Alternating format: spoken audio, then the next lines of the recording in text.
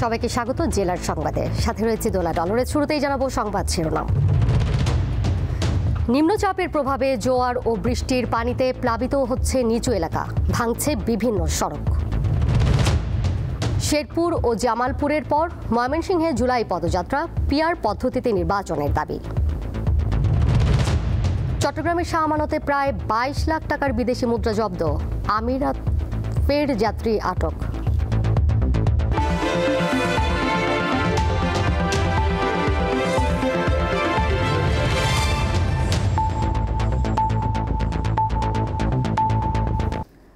বঙ্গোপসাগরে সৃষ্ট নিম্নচাপের প্রভাবে জোয়ারের পানি ঢুকে কক্সবাজারের কুতুবদিয়া, মহেশখালী ও সেন্ট মার্টিন দ্বীপের কিছু এলাকা প্লাবিত হয়েছে।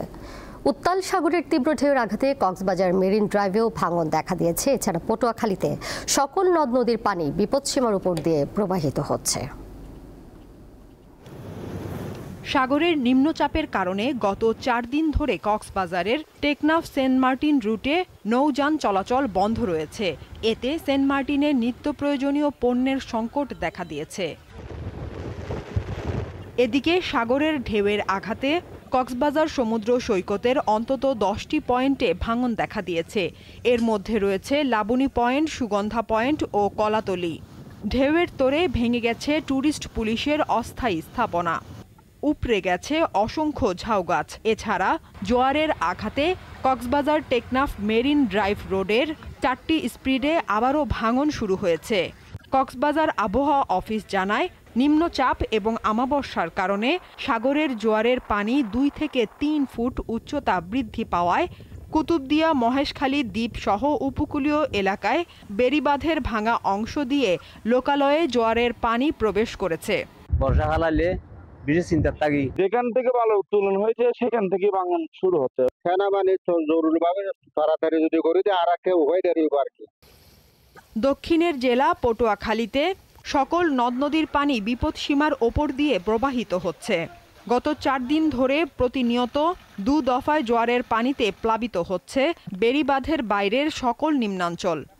ভাঙা বেড়িবাঁধ দিয়ে পানি প্রবেশ করে রাঙ্গুনিয়া উপজেলার অন্তত 10টি গ্রাম তলিয়ে রয়েছে। ঝুঁকিতে রয়েছে মসজিদ, মন্দির ও ট্যুরিস্ট পুলিশ বক্স সহ অসংখ্য স্থাপনা। সারা রাত বই রয়েছি, চুলা টুলা সব ভিজে রয়েছে, পানিতে তলায় রয়েছে, ভাত পানি খাইতে পারি না। আমাদের বেড়িবাঁধ থেকে মোটামুটি 100 মিটার বাইরে শোর লাইনে যেখানে ডিসি পার্ক, মসজিদ, মন্দির অবস্থিত, সেখানে ব্যাপক ভাঙন দেখা দিয়েছে। এদিকে গাইবান্ধার ঘাঘট নদীর তীরে বালু দিয়ে নদীরক্ষা বাঁধ সংস্কারের ফলে সামান্য বৃষ্টিতে ছোট বড় গর্ত ও ধস দেখা দিয়েছে। এখন বাঁধটা ভাঙি গেছে, এখন যদি সংস্কার করে তাহলে বাঁধটা মনে করেন যে ঠিক থাকবে, না হলে পরে এখন সংস্কার না করলে বন্যা আসলে পরে এগুলো ভাঙি যাবে। রাস্তার মাঝখানে একদম ভেঙে গেছে, বাইক নিয়ে যাওয়াও যায় না। বন্যার আগেই ঝুঁকিপূর্ণ বাঁধ সংস্কারের আশ্বাস পানি উন্নয়ন বোর্ডের। এই বাঁধগুলোর যেসব স্থানগুলোতে দুর্বল অবস্থা রয়েছে, যে বন্যায়তন বাঁধগুলো বৃষ্টিপাতের কারণে রেলকাট সৃষ্টি হচ্ছে, সেগুলো আমরা তাৎক্ষণিকভাবে আমাদের একটি মনিটরিং টিম গঠন করা আছে। এর আগে 2019 সালে রক্ষা বাঁধ ভেঙে শহর ও তার আশপাশের এলাকা প্লাবিত হয়। আবারও ক্ষয়ক্ষতি এড়াতে বন্যার আগেই বাঁধ সংস্কারের দাবি গাইবান্ধাবাসীর।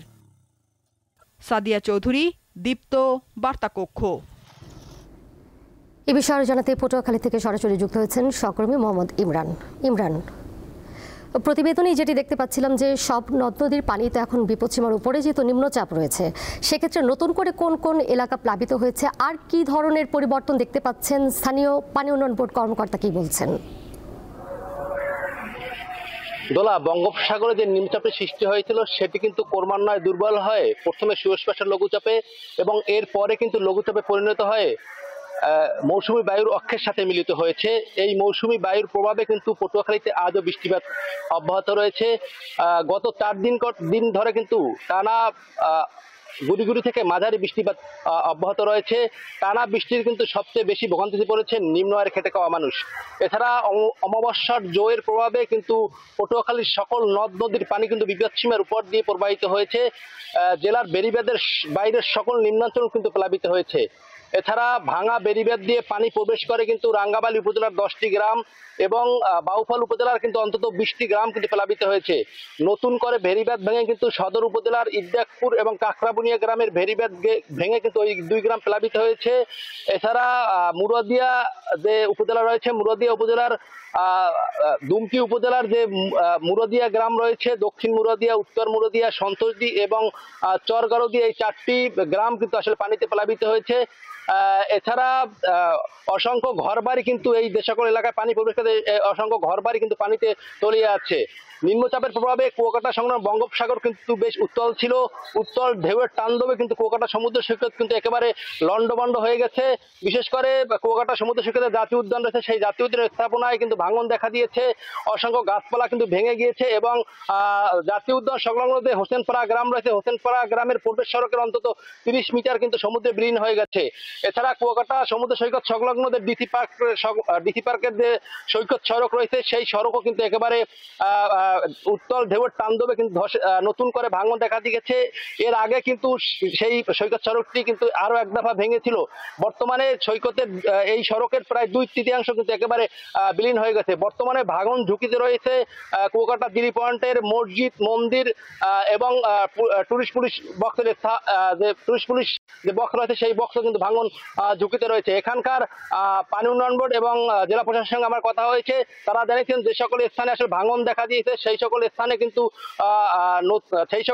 জরুরি মেরামতের আওতায় আনার জন্য তারা কিন্তু উদ্যান কর্তৃপক্ষকে জানিয়েছেন এবং যে সকল এলাকা আসলে পানিবন্দী রয়েছে সে সকল এলাকায় শুকনো খাবার দিতে কিন্তু আসলে জেলা প্রশাসক রয়েছেন তিনি কিন্তু উপজেলা নির্বাহী কর্মকর্তাদের কিন্তু নির্দেশ দিয়েছেন।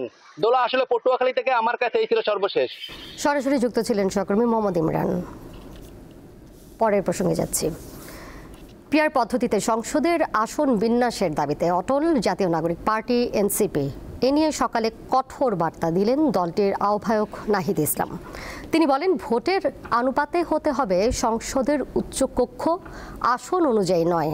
এ বিষয়ে ঐকমত্যে পৌঁছানো না গেলে জুলাই সনদ স্বাক্ষরিত হবে কিনা তা নিয়ে সন্দেহ প্রকাশ করেন নাহিদ ইসলাম। জামালপুরে গণমাধ্যম কর্মীর সঙ্গে আলাপচারিতায় এসব কথা বলেন তিনি। এর আগে গত বছর গণঅভ্যুত্থানে জামালপুরে নিহত 11 জনের পরিবারের সঙ্গে সাক্ষাৎ করেন দলটির কেন্দ্রীয় নেতারা, খোঁজ খবর নেন স্বজনদের। জামালপুরে পদযাত্রা শেষে এনসিপির নেতারা যান ময়মনসিংহে।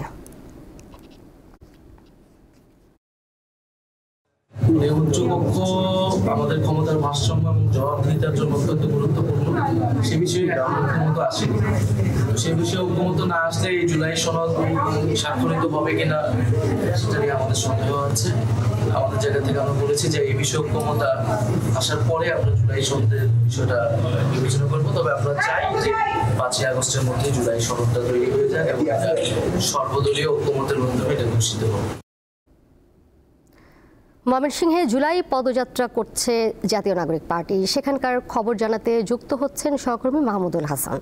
মাহমুদুল, এনসিপির কর্মসূচি এখন ঠিক কোন পর্যায়ে রয়েছে? সমাবেশে কি কেন্দ্রীয় নেতারা বক্তব্য রেখেছেন কিনা? সেখানকার এখনকার পরিস্থিতি আমাদেরকে বিস্তারিত জানাবেন।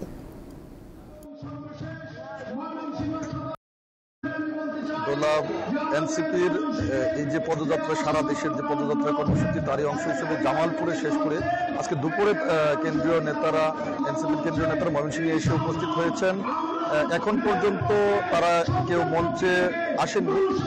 আমরা যেটি জেনেছিলাম যে আসলে বিকেল 5টার দিকে আসলে তারা মঞ্চে ওঠার কথা রয়েছে, হয়তো কিছুক্ষণের মধ্যেই তারা চলে আসবেন। আমরা দেখেছি সকাল থেকেই এই জাতীয় নাগরিক পার্টির আজকের এই কর্মসূচিকে ঘিরে বিভিন্ন সড়কগুলোতে আমরা দেখেছি যে পোস্টার, ব্যানার, বিভিন্ন পোস্টার এবং ব্যানারে ছেয়ে গেছে। পাশাপাশি তাদের যে নেতাকর্মীরা রয়েছে, স্থানীয় নেতাকর্মীরা, তারা ছোট ছোট মিছিল নিয়ে তারা সমাবেশস্থলের দিকে এসেছেন এবং আমরা দেখতে পেয়েছি যে আজকে যদিও আবহাওয়া কিছুটা অনুকূলে নয়, ধীরে ধীরে বৃষ্টি হচ্ছে, তারপরে অসংখ্য মানুষ আজকের এই কর্মসূচিতে অংশগ্রহণ করেছে। কিছুক্ষণের মধ্যে হয়তো হাসনাত, সার্জিস, নাহিদ সহ যারা কেন্দ্রীয় নেতৃবৃন্দ রয়েছে তারা কিছুক্ষণের মধ্যে মঞ্চে উপস্থিত হয়ে উপস্থিত যে জনতা রয়েছে তাদের উদ্দেশ্যে বক্তব্য রাখবেন বলে আমরা জানতে পেরেছি। এবং আমরা আরেকটি বিষয় দেখেছি, বিকেল 4টার দিকে ময়মনসিংহে শহীদ সাগর সহ অন্যান্য যারা শহীদ হয়েছিলেন তাদের পরিবারের সাথে এই এনসিপির কেন্দ্রীয় নেতারা আলোচনায় বসেছেন, তাদের খোঁজখবর নিয়েছেন, তাদের সাথে এবং এখানকার যারা স্থানীয় নেতৃবৃন্দ রয়েছে এনসিপি তাদের সাথে আলোচনা করছেন এবং কিছুক্ষণের মধ্যেই সমাবেশস্থলে এসে তারা উপস্থিত হবেন। এবং আমরা দেখতে পেয়েছি যে দুপুর থেকে ছোট ছোট মিছিল নিয়ে সমাবেশস্থলের দিকে আসছে। নগরীর টাউন হল প্রাঙ্গণে ইতিমধ্যেই পরিপূর্ণ হয়ে গেছে, যদিও এখন বৃষ্টির কারণে কিছু যারা মানুষজন রয়েছে তারা আশেপাশে অবস্থান নিয়েছেন। এই ছিল আমার কাছে দোলা সমাবেশের সর্বশেষ। ময়মনসিংহ থেকে সরাসরি যুক্ত ছিলেন সহকর্মী মাহমুদুল হাসান। এবার কেওয়াই স্টিল চট্টগ্রাম সংবাদ।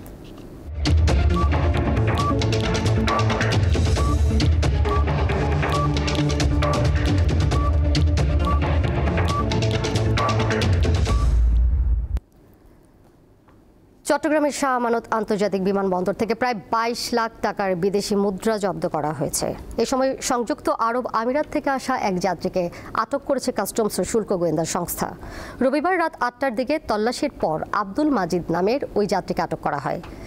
এ সময় তার কাছ থেকে 4,700 মার্কিন ডলার, 47,885 আমিরাতের দিনার, 3,762 সৌদি রিয়াল, 346 ওমানি দিনার এবং বাংলাদেশি 36,000 টাকা জব্দ করেন সংশ্লিষ্টরা। প্রাথমিক জিজ্ঞাসাবাদ শেষে আটক যাত্রীকে পতেঙ্গা থানায় সোপর্দ করা হয়। ওই যাত্রীর বিরুদ্ধে রাজস্ব শুল্ক ফাঁকি দিয়ে বৈদেশিক মুদ্রা পাচারের অভিযোগে থানায় মামলা দায়ের করা হয়েছে।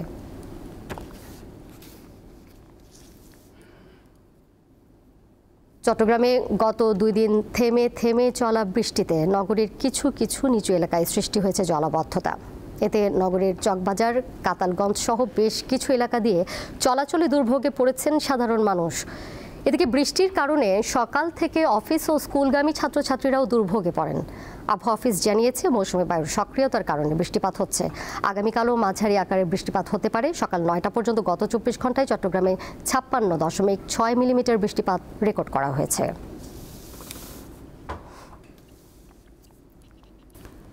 রাজধানীর মাইলস্টোনে দুর্ঘটনায় নিহত গাজীপুরের 3 শিক্ষার্থীর বাড়ি পরিদর্শন করেছে বিমান বাহিনীর একটি প্রতিনিধি দল। এ সময় বিমান বাহিনীর সদস্যরা নিহতদের কবরের পাশে গিয়ে গার্ড অফ অনার প্রদান করেন এবং বিমান বাহিনী প্রধানের পক্ষ থেকে ফুলেল শ্রদ্ধা জানান। প্রতিনিধি দলটি প্রথমে মাইলস্টোন স্কুল অ্যান্ড কলেজের মর্মান্তিক দুর্ঘটনায় নিহত ছাত্র আব্দুল মোবাশ্বির মাকিনের বাড়ি গাজীপুরের বড় বাড়ি যান। এরপর বিপ্রবর্ধ এলাকায় সাইমা আক্তার ও কালিয়াকৈরে মেদিয়া সুলাইয়ের এলাকায় আফসানা আক্তার প্রিয়ার বাড়িতে যান। প্রতিনিধি দলের প্রধান ও বিমান বাহিনীর উইং কমান্ডার এবিএম গোলাম সাদিক দুর্ঘটনায় নিহতের পরিবারের প্রতি সমবেদনা জানান।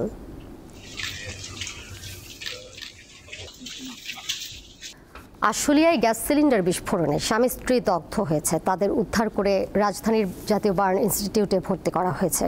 গতরাতে আশুলিয়ার গোহাইল বাড়ি বটতলা এলাকায় নজরুল ইসলামের ভাড়া বাড়িতে এই ঘটনা ঘটে। প্রত্যক্ষদর্শীরা জানান, ওই বাড়ির অন্যান্য ভাড়াটিয়ারা প্রাথমিকভাবে জানান আগুনে দগ্ধ দম্পতির রুমে থাকা রান্না করার সিলিন্ডার থেকে গ্যাস বের হচ্ছিল।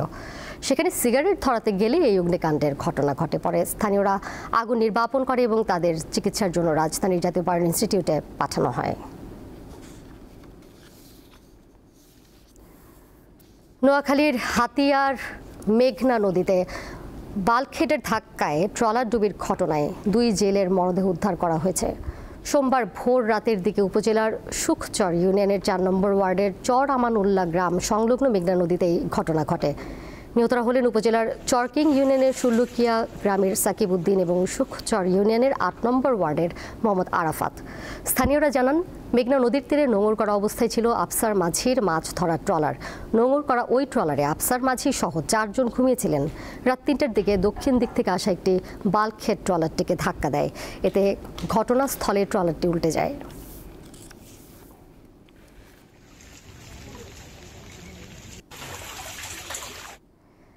শেষ করব জেলার সংবাদ, যাবার আগে শিরোনামগুলো জানিয়ে দেবো আরও একবার।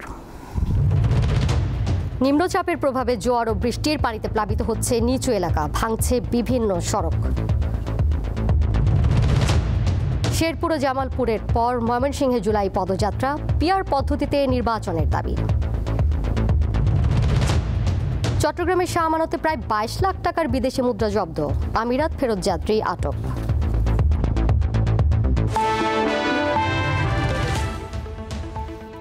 এই ছিল জেলার সংবাদে।